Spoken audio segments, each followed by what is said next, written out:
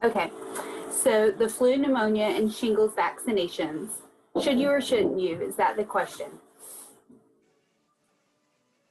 So today we're going to discuss some of the objectives that we're going to discuss is the importance of vaccinations in older adults, kind of give an overview of how vaccinations work, and review the recommendations for flu, pneumonia, and shingles vaccines.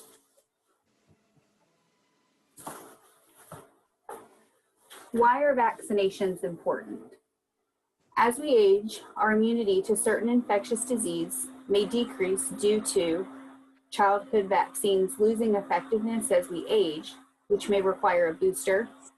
Some vaccinations were not available during our childhood, and there's an increased risk of acquiring certain diseases as we age.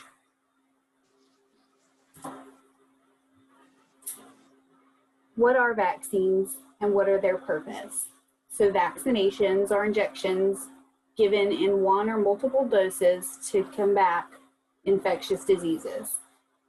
They're either derived from a killed or weakened virus or bacteria. The purpose of these vaccinations are to boost immunity against certain severe or life-threatening diseases. They also slow or eliminate the spread of a disease. Sometimes they're able to lessen the symptoms should you acquire the disease. So here I have a diagram that kind of explains how a vaccination works. You can see up in the top left corner, it says that the vaccine, when we get that injection, either of an inactivated or weakened form of that virus or bacteria, it enters our body. The body's immune system produces antibodies to defend against that virus or bacteria. When the real or active virus comes in contact in our body is able to recognize that defense system and begin to produce the antibodies to fight off the infection. Vaccines enhance the body's natural defenses without causing any illness.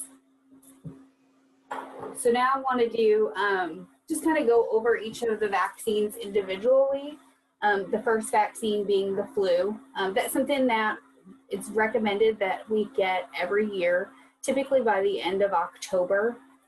The reason for that is because as we, every year it's able to provide optimal protection, and because each flu season, a different flu strain is predominantly shown in infection. So for the 2021 flu season, the injection that we have available contains influenza A, which is H1N1, and influenza A H3N2, and 2 strains of influenza B. So there's actually 4 different flus that are in that, either partial, just a partial section of that is in the injection. So the Fluzone high dose is available for those over 65. And what's great about that injection is that it does contain 4 times the antigen to help build a stronger immunity. So that's able to be introduced into your immune system, and you have a greater immunity for that flu season to carry you through. For those that have an egg allergy or have had a reaction in the past to a flu vaccine, it's not recommended that you get that high dose injection. You're going to want to look for an egg-free vaccine that is approved for 18 and older, which is called FluVax.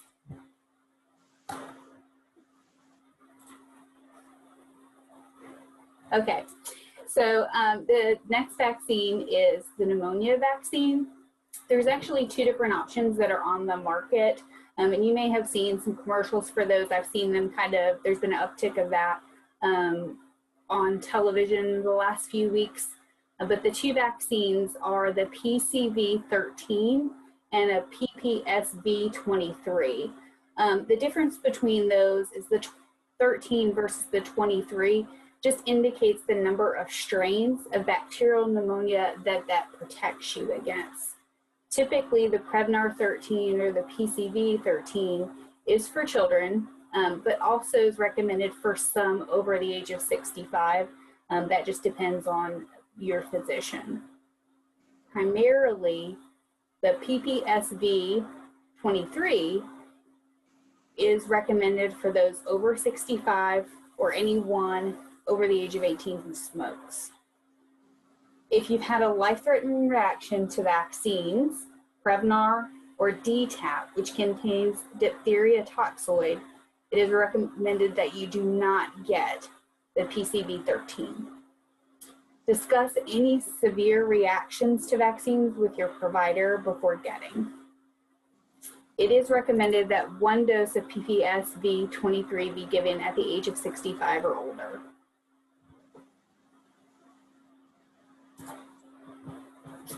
All right, and the last vaccination information is for the shingles vaccination.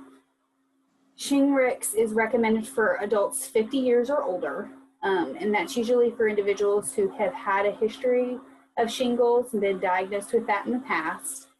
If you've previously received a Zosterfax vaccine, you would qualify for that vaccine as well, or if you're not sure if you've had the chickenpox. Shingrix can prevent future outbreaks, and it can help with post-herpetic neuralgia, which is also called PHN. That's the most common side effect of shingles, and it's a painful condition that affects nerve fibers and skin, and it can cause complications for those that have shingles outbreaks. So if you've ever experienced an outbreak of shingles, you can know that that can be very painful and can last long after the initial outbreak of shingles occurs. If you're wanting to get that vaccination, it is recommended that you get 2 doses separated between 2 to 6 months. The 2 doses are 90% effective in preventing shingles and PHN. The vaccine is not recommended, however, if you've had a severe reaction to a vaccine in the past, if you currently have shingles, or you have negative immunity to varicella zoster. What that would mean is that you had not had chickenpox in the past, and it would be better recommended for you to get the chickenpox vaccine instead of the shingles vaccination.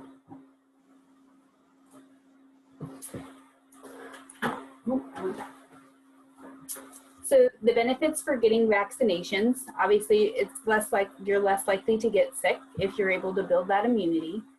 You're less likely to get others sick. So if you come in contact with an infectious disease and then you are visiting your grandchild who possibly hasn't had that vaccination yet, you want to prevent any kind of transmission of that infectious disease. So any vaccinations that you can get to help with younger family members or grandchildren, because they're not able to get that yet, it can be beneficial.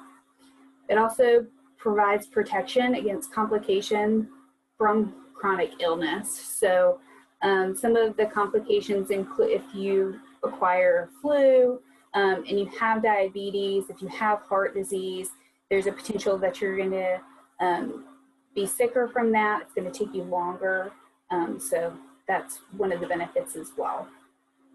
Some of the risks associated with the vaccinations that we've looked at, usually a headache, possibly a low-grade fever. Sometimes you're going to have muscle aches at the injection site, or just kind of feel tired and have a general feeling of malaise for a day or two. Sometimes you'll experience redness or swelling at the injection site. Severe or life-threatening side effects are rare.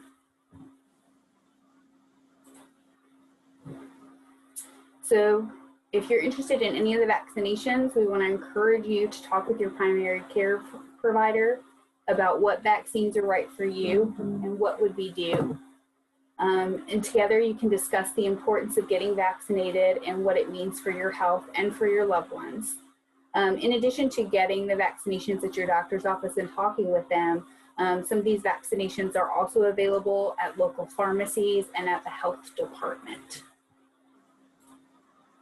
All right, and I actually do have Dr. Farah here with us. He just popped in. He's gonna look like he's on my square, but if anyone has any questions specifically to the information that we presented, just let us know. Let's see if I can unmute. Okay.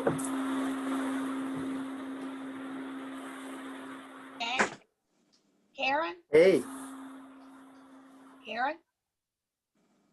Can you is hear that Judy? me? Yes. Hi, Judy. Hi. I have a question. I took my first shingles shot in January of this year, 2020. And because of the pandemic, I was really reluctant to go back for the second one. So I took the second one. It was probably a month beyond the 6 months. Am I still okay? Yes. So your question was, you took the second new shingles vaccine or Shingrix in 3 months rather than in 2 months. And usually, if you try to take the 2 doses within the first 6 months or so, that's fine. So you're great. Excuse me.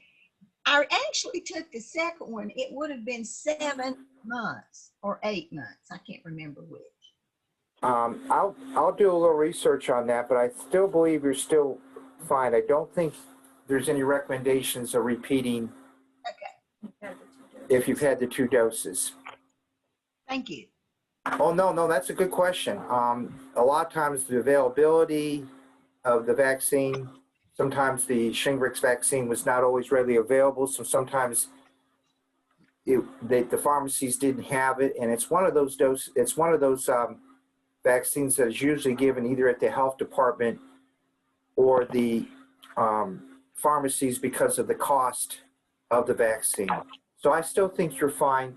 I will do a little research on that, but I think what Lisa's told me, we're good.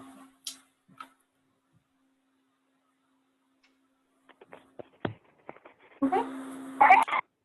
And Dr. Farah, if you want to, or Lisa, if you want to send that to me, then I can make sure that Judy gets whatever information you find out in regards to that. Okay, we will. Dr. Farah, why do some people say that they actually get the flu when they get the flu shot?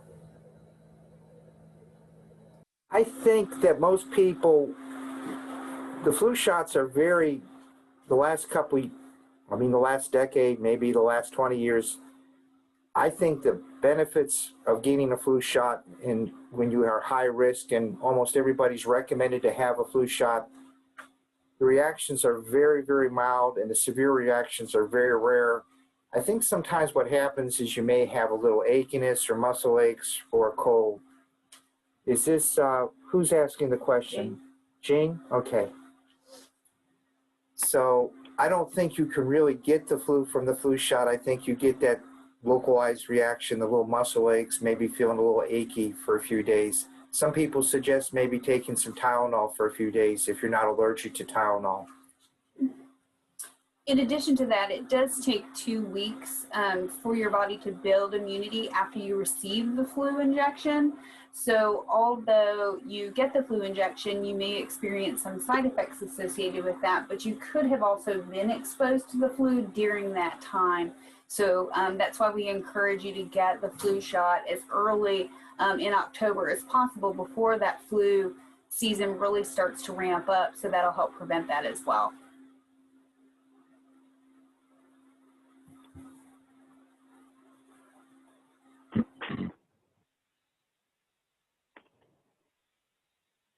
Oh, Karen, were you saying something? You're muted. I said, anyone else have any questions?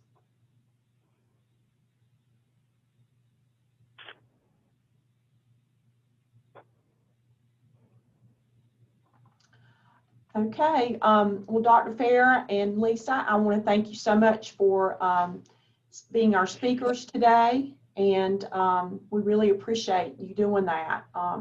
So I hope you both have a great day, and everyone else, I hope you have a great day, and it was good to see some of you on here. I miss seeing everyone. Thank you for the opportunity. Yes, thank you for having us. Have Thank a good you. day. Bye.